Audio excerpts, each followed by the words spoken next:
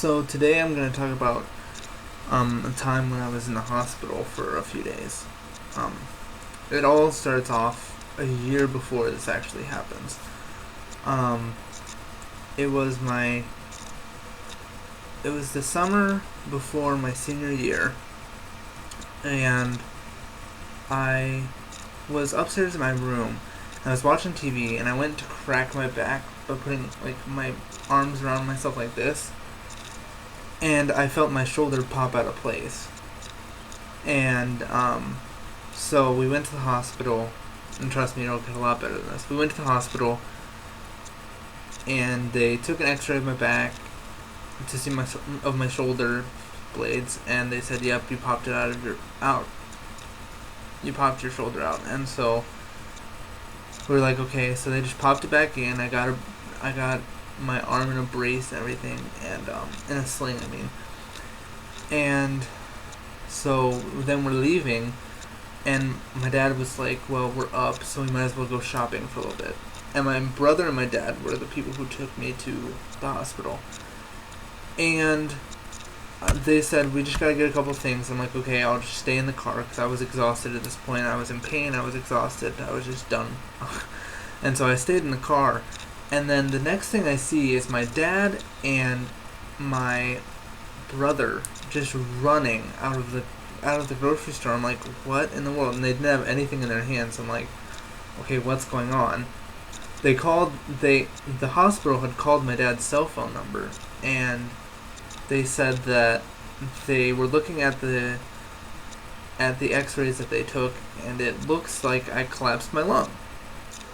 So we drove back up to the hospital, and they took an X-ray of just my chest, and it looked like, yep, that's exactly what happened. I collapsed my lung.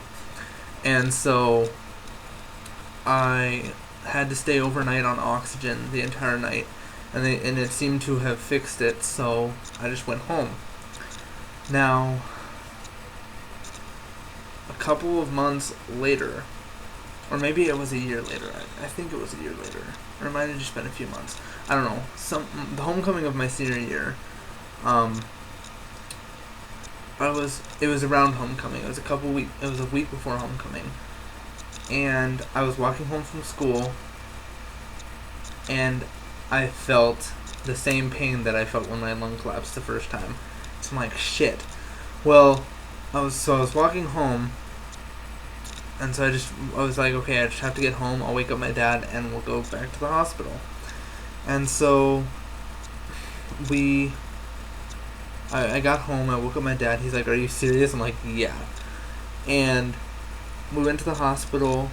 I was on oxygen again for a night, and the doctors were like, "Okay, we're gonna have to schedule surgery. You have to have a surgery to get this fixed, so it won't happen again." And so I'm like, "Okay." So then a couple weeks later, I had surgery. They glued my lung to the cavity, to like the wall cavity of my lung, and so that's basically what they did. I woke up, and I had a chest tube in. I was in an IV. It was the most painful thing that has ever happened to me. I had to have a catheter put in because I had troubles urinating. It was terrible. It was horrible. And so I had to stay in the hospital for a few days. I had the pastor of my church at the time come and visit me, which was really nice. And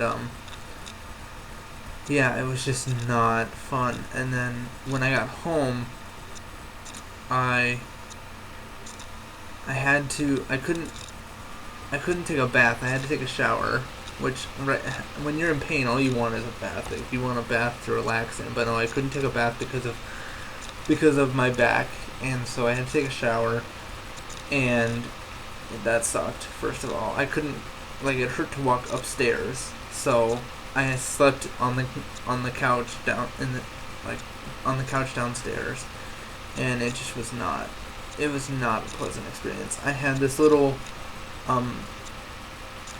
breathing thing that measured how much lung capacity I had, and I had to blow into that a few times until I got it up to 200 milliliters or something. I don't remember the exact measurement, but yeah, let's just say I never want to have to go through that again. That was the worst.